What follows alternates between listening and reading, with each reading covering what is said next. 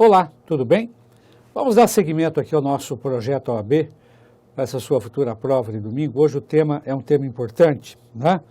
E é um tema sobre o qual a gente precisa falar um pouquinho, tá? Hoje o nosso assunto é o assunto do meio ambiente, tá? Espero que você fique ligado, a gente tem aqui algumas dicas para dar para você. Geralmente nas provas da OAB caem questões muito relativas aos princípios gerais, né? Relativos ao meio ambiente, no plano constitucional, sobretudo. Então a gente tem aqui algumas dicasinhas para dar a você, né, para que você efetivamente, né, se sinta em casa lá quando for realizar a prova. Então, em primeiro lugar, por exemplo, né, a gente se pergunta assim, o que é meio ambiente? Né? Você está preparado para responder isso? Bom, olha só, sei que você está, mas presta atenção. Há uma lei federal, né, que é uma lei dos anos 80, uma lei de 1981, né, que define claramente o que é o meio ambiente, tá? Porque, de um modo geral, a gente pode dizer que o meio ambiente é um conjunto de circunstâncias, né?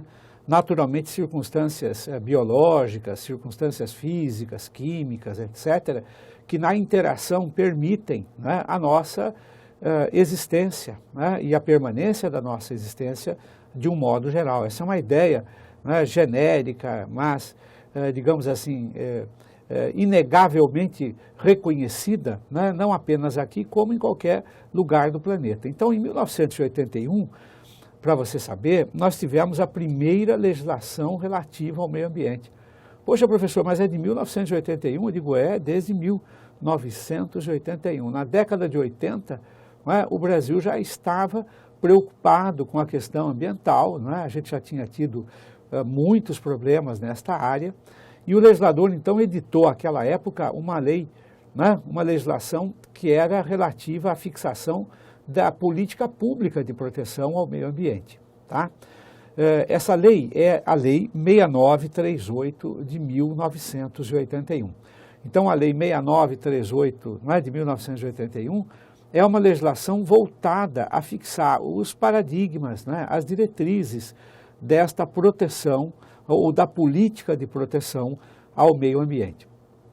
Ao voltar o seu olhar lá, então, né, para esta legislação, você vai encontrar no artigo 3º, inciso 1, um conceito de meio ambiente. Ah, tem isso lá, professor? Tem. Né? Em 81 a gente fixou um conceito legal no artigo 3º, inciso 1, né, da legislação referida por mim aí, a 6938 de 81.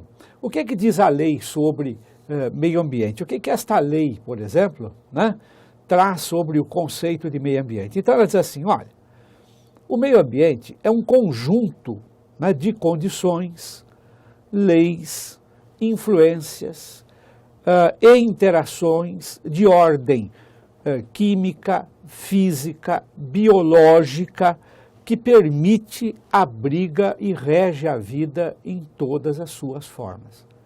Então eu vou repetir bem vagarosamente, né? Aí você assimila aí esse conceito de meio ambiente. O meio ambiente é um conjunto de condições, leis, influências e interações de ordem química, física, né, e biológica que permite, abriga e rege a vida, né, em todas as suas formas. Então, esta é a ideia, né? Há um conjunto de condições, inclusive leis físicas, químicas, né, que nesta interação acabam proporcionando a possibilidade, não é, da existência da vida. Então, o meio ambiente é o conjunto todo desses fatores, não é, de ordem física, de ordem química, de ordem biológica, que de alguma maneira dão possibilidade ao nascimento da vida aqui no planeta, a sua manutenção e a sua subsistência. Por isso aquela ideia do legislador, né, de que abriga, né, e que protege, né, e permite a vida em todas as suas formas. Esta é a ideia geral, né, de meio ambiente, tá? Então, esta é a ideia que está efetivamente por detrás. Desde aquele momento também legislativo, a lei é de 1981, se construía também um conceito, né, de dano ambiental. O dano ambiental é qualquer hipótese de degradação, né, é qualquer hipótese de degradação desse conjunto de fatores, que obviamente gere, né, uma piora nas condições, né, existenciais, ou exponha, inclusive, né, a risco, tá, os fatores importantes, imprescindíveis, né, aqueles alicerces do chamado meio ambiente. Então, hoje, você sabe, inclusive, que a questão da degradação ambiental, né, tem sido muito mais sentida, muito mais discutida, né, através da questão, por exemplo, que perpassa a chamada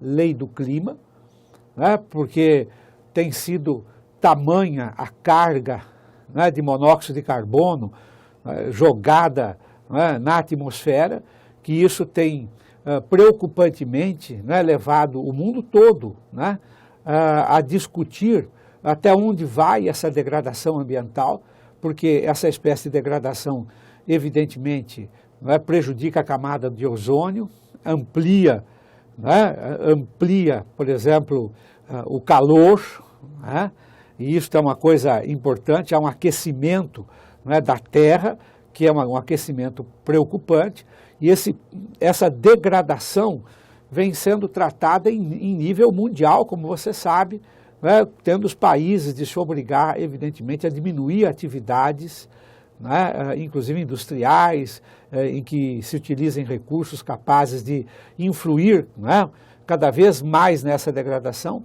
para que a gente possa, digamos assim, ter níveis sustentáveis ainda de existência, né? A questão da lei do clima expõe bem o problema, né, aonde pode chegar a poluição, a degradação ambiental, né, o que ela pode atingir e o quanto ela pode prejudicar efetivamente, inclusive, a vida sobre a Terra. Então, o meio ambiente, né, essa introdução nessas dicas que eu estou lhe fazendo, que são muito rápidas para você efetivamente aí se apropriar também desses conhecimentos, você vai percebendo que o meio ambiente é uma questão fundamental, né? Por isso as provas da OAB cada vez mais solicitam conhecimentos. Bem, em 1988 nós já passamos a ter uma Constituição preocupada com a questão do meio ambiente, né? Então, professor, é verdade isso? É verdade, você pega o artigo 225, né, da Constituição Federal e ali você vai ver, né, uma preocupação do Constituinte em estabelecer que há um direito fundamental ao meio ambiente. Puxa, professor, mas é nesse nível? Eu digo, é nesse nível, né? Porque não adianta o legislador constituinte colocar no artigo 5º, no caput, né, logo de princípio, que existe um direito à vida. Não. Você sabe que direito à vida é um direito, não é um direito só a sobreviver, né? Mas é o direito a condições existenciais adequadas, né? Inclusive sob o ponto de vista da saúde, etc., né? E para isso a questão do meio ambiente é vital. Então existe lá no 225, né, apoiadamente pela doutrina, um direito fundamental ao meio ambiente equilibrado. Aliás, por exemplo, né, é uma dica, podem perguntar a você assim, bom, mas fala-se muito, professor, por aí em provas da OAB, sobre bem ambiental, né? O que seria bem ambiental, criatura? Né? Fico aqui meio que atinar, o que é um bem ambiental? Então, para você não errar, né, vamos perseguir aqui aquilo que dizem bons autores, né, e nesse momento eu estou invocando aqui, né, um dos grandes autores nesta área, que é o professor Marcelo Abelha, para dizer o seguinte, bem ambiental é nada mais, nada menos do que o meio ambiente equilibrado, né? Então, se você vai à leitura da Constituição do artigo 225, você vai ver que o que propõe lá o Constituinte é o direito fundamental que temos, eu, você, todos nós, né, a um meio ambiente equilibrado. Então, é o meio ambiente equilibrado o bem ambiental, né, objeto da tutela e proteção através desse direito fundamental, né, que o artigo 225 nos outorga, né, um direito de índole individual, mas também coletiva, né, um direito também social, como você sabe. Tá? Por isso mesmo há interesses difusos, né, relativamente à proteção ambiental. Tá ok? Então, tá, professor, então compreendi, tá tudo ok. Professor, mas eu tenho aqui uma dúvida, o que é, por exemplo, o meio ambiente? Eu digo, olha, eu já dei um conceito lá atrás, esse conjunto de interações, né? Físicas, químicas, né? Biológicas, que abriga, né? Permite e rege a vida em todas as suas formas. Então é um conjunto, né? De fatores. Mas, do ponto de vista teórico, a pergunta sobre o que é meio ambiente até faz sentido, porque talvez, se você tivesse com isso na cabeça, você estaria nesse momento pensando o seguinte, bem, que espécies de meio ambiente eu tenho, né? Então não vá se esquecer, por exemplo, daqueles que são mais vitais, né? Você tem o meio ambiente natural, que é esse dado pela natureza, né? Tá? Você vai imaginar, né, o meio ambiente natural, que é esse elemento que nos é dado, né? Todas essas condições que são naturais e que estão aí em interação permanente, né? Interação física, biológica permanente, permitindo agradavelmente a vida, né? As florestas, os rios, os mares, enfim, né? A fauna, a flora, mas enfim, tudo isso é, digamos assim, parte, né, daquilo que nós chamamos de meio ambiente natural. Por outro lado, se você puxar um pouco, você vai encontrar também um conceito que não é contraposto, né? Não é bem um conceito contraposto, mas é um conceito, né, que também que se destaca deste aqui. É o conceito de meio ambiente artificial. Por que o conceito de meio ambiente artificial, né, é um tema?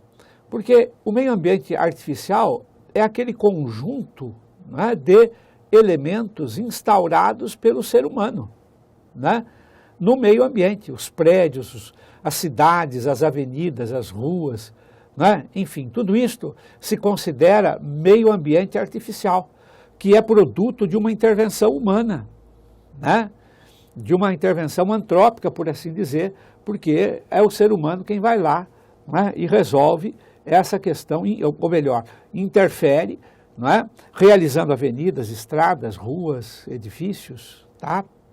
Parques, né? Então, a isso a gente vai chamar de meio ambiente artificial.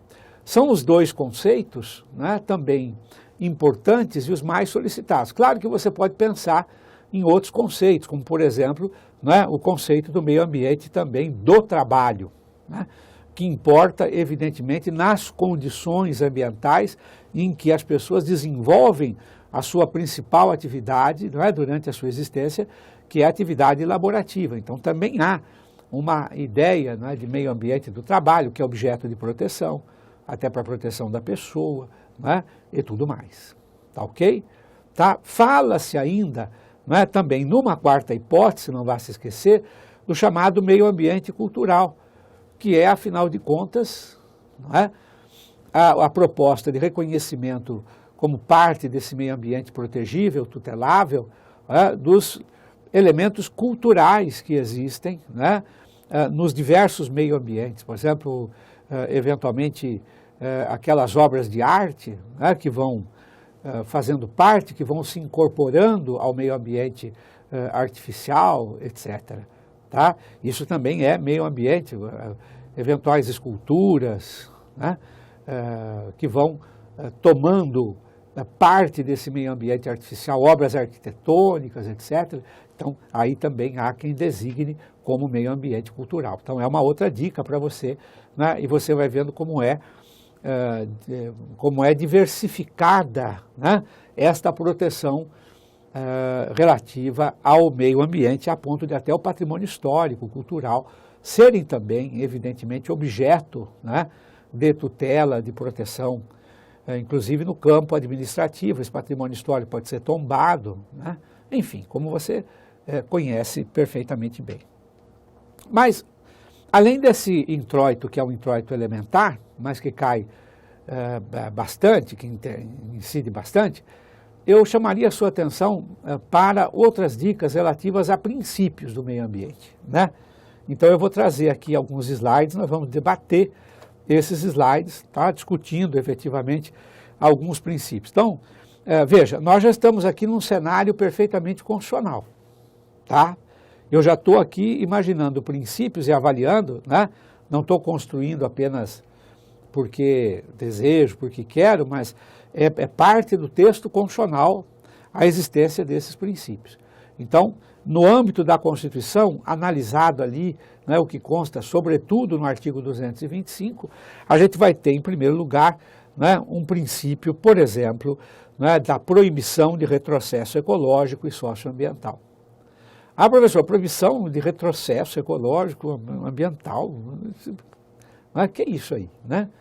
Então, veja, eu já não disse antes que há um direito fundamental ao meio ambiente equilibrado, que esse é um direito fundamental seu, meu, né, da sociedade, enfim. Então, se eu disse isso, você sabe que lá no campo dos direitos fundamentais, a teoria geral dos direitos fundamentais contempla, né, uma regra principiológica importante, que é a proibição de retrocesso. Né? Nem um passo atrás, em trincheiramento. Uma vez conquistado o direito, não pode haver retrocesso socioambiental, ecológico.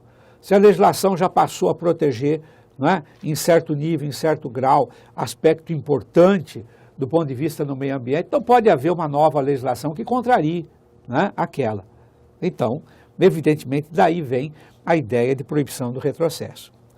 Também há um outro princípio importante, que é esse segundo destacado aqui, que é o princípio da solidariedade intergeracional. Por que solidariedade intergeracional? Pelo fato simples, né, e seguinte, veja lá, como está no 225.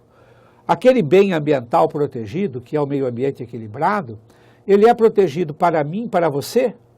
Também, mas não só para nós, não é mesmo, queridos? Porque o que está posto aí é que o meio ambiente também é objeto de proteção para as futuras gerações. Vale dizer, não é só a nossa geração, nós os vivos que estamos aqui, né, gozando disso tudo, é que tem direito. Há também um direito das futuras gerações. Então deve haver uma solidariedade intergeracional, vale dizer. Né? Nós que estamos aqui na nossa geração, devemos, evidentemente, utilizar, né, o meio ambiente, né, nos interarmos com o meio ambiente de tal modo a permitir a sua manutenção em estado de equilíbrio também para as futuras gerações. Tá? Daí esse princípio ser lembrado, né, o princípio da solidariedade, né, intergeracional. Aliás, esse princípio da solidariedade intergeracional é que vai gerar um outro princípio, né, que você não pode se esquecer, que é esse que está aqui na parte, né, inferior do slide, que é o princípio do desenvolvimento sustentável. Não é? Esta solidariedade intergeracional gera também, não é, por consequência lógica, óbvia, matemática, não é, o princípio do desenvolvimento sustentável. Ou seja, segundo esse princípio, a satisfação das necessidades da atual geração não podem sacrificar as gerações vindouras.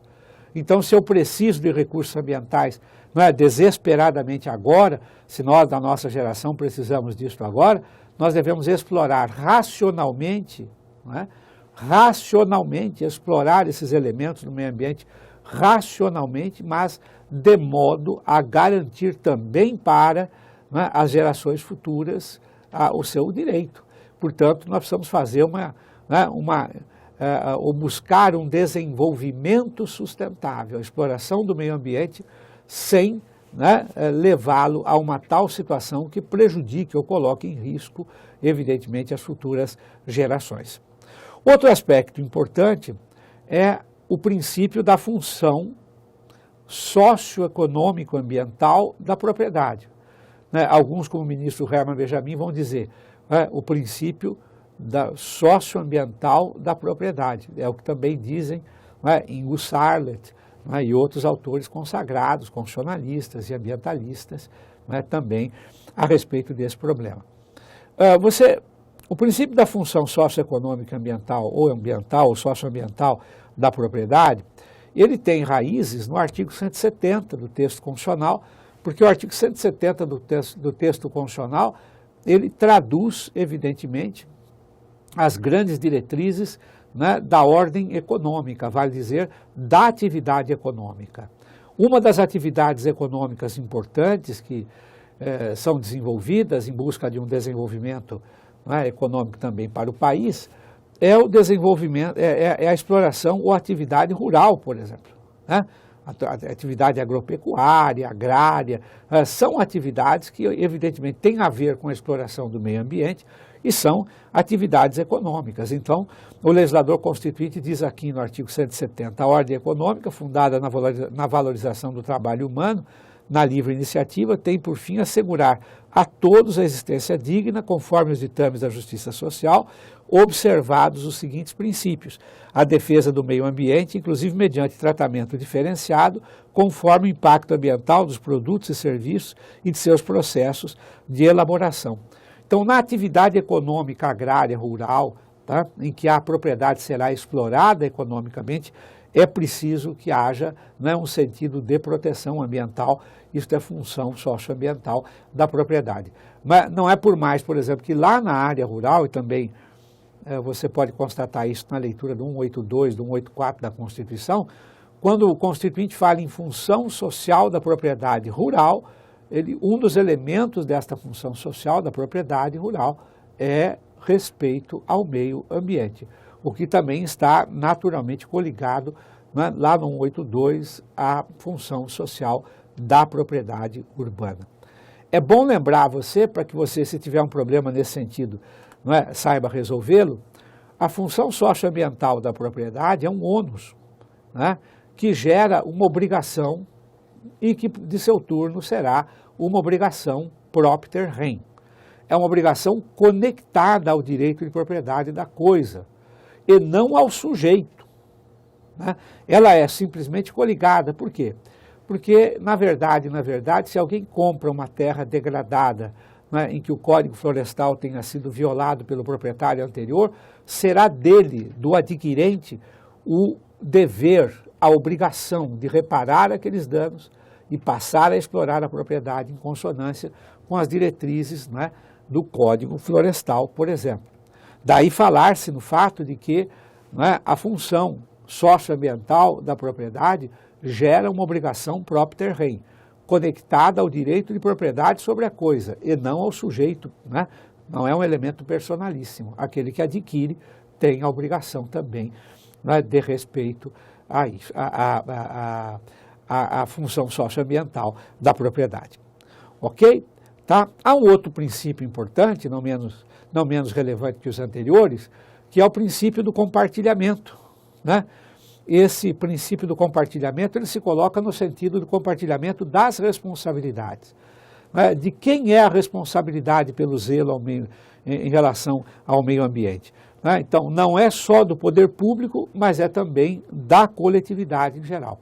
Daí vem o princípio de participação, muito importante, consagrado no 225 da Constituição Federal, no sentido de que também a sociedade civil organizada, a sociedade civil, poderá participar e participa, né, na gestão das coisas relativas ao meio ambiente. Daí, por exemplo, você, né, pressentir, para dar um exemplo claro, os conselhos de meio ambiente, que são conselhos, né, em grande parte compostos por pessoas da sociedade civil interessadas na preservação, às vezes oriundos também, né, do movimento social de proteção ao meio ambiente, etc. e tal. Né? O poder público é responsável nas três esferas, né, na União, na esfera estadual e na esfera municipal, pela proteção do meio ambiente. Tá?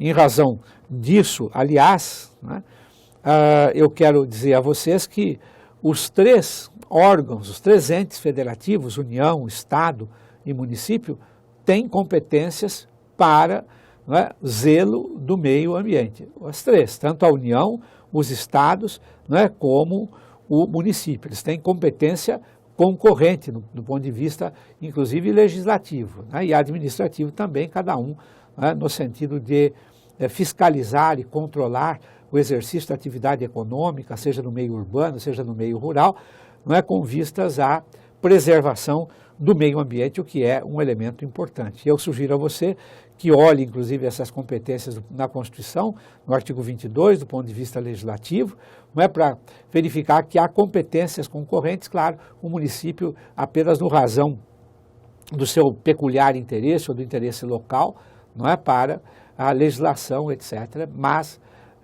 digamos, compartilhando também esse dever, né, esse ônus de proteção ambiental, né, evidentemente com outras esferas. Tá?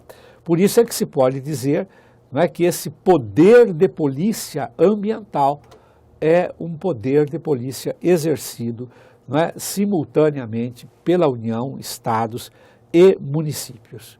Tá?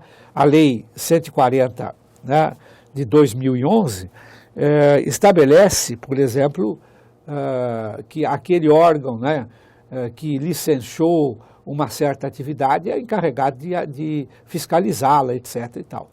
Mas há, em boa parte dos casos, esse poder de polícia é compartilhado, né, pelas 3 esferas da federação, como você sabe. Né? Tá certo? Então aí não há a menor dúvida a respeito disto, né, desta matéria. Ok? É importante lembrar também que no âmbito da responsabilidade civil, a legislação desde 81, né, a 6938, consagra a responsabilidade objetiva frente ao dano ambiental. Tá? E esta é uma responsabilidade, né, objetiva. Então, para você, não se esqueça, responsabilidade objetiva significa, evidentemente, responsabilidade sem culpa. Não é? É a responsabilidade baseada no risco da atividade. Tá? Então, na presença do dano ambiental, o dano ambiental é qualquer ofensa, qualquer violação ao bem ambiental. Não é? Qualquer atividade, portanto, que possa suscitar degradação do meio ambiente, do equilíbrio ambiental. Então, é óbvio que isso se resolverá, não é? De um lado, pela responsabilidade objetiva, portanto, sem se indagar culpa. Né? Lembrando todos nós que essa responsabilidade objetiva se faz, não é, com base, para a maior parte da doutrina, na teoria do risco integral, sobretudo. Não é? Com base nessa teoria do risco integral, o que prejudica a possibilidade, não é, de defesa, por exemplo, não é, daqueles que são responsáveis pelo dano ambiental. Então, o risco integral é importante, né, porque é uma teoria de responsabilidade objetiva, basta a atividade estar, digamos assim, ser potencialmente de risco para o meio ambiente, que havendo dano, né, em decorrência desta atividade, haverá a responsabilidade, né, e sem possibilidade de, inclusive, as defesas que tradicionalmente são possíveis no âmbito da responsabilidade civil objetiva. Então, para lembrar, a opinião majoritária é a opinião no sentido da responsabilidade objetiva, obviamente pela teoria do risco integral. Tá? Nesta ideia é que é importante. Bom, diante dessas condições, né, diante dessas evidências, eu acho que essas dicas são as dicas que eu tinha a dar a vocês, tá? São dicas importantes, são dicas relevantes. Eu espero que você, né, fixe o seu olhar nos princípios, sobretudo, etc. Nessas dicas que eu lhe dei, tenho certeza que você terá muito boa prova. Tá bom? Foi um prazer estar com você. A gente vai se ver por aqui muito mais vezes. Muito obrigado e até mais.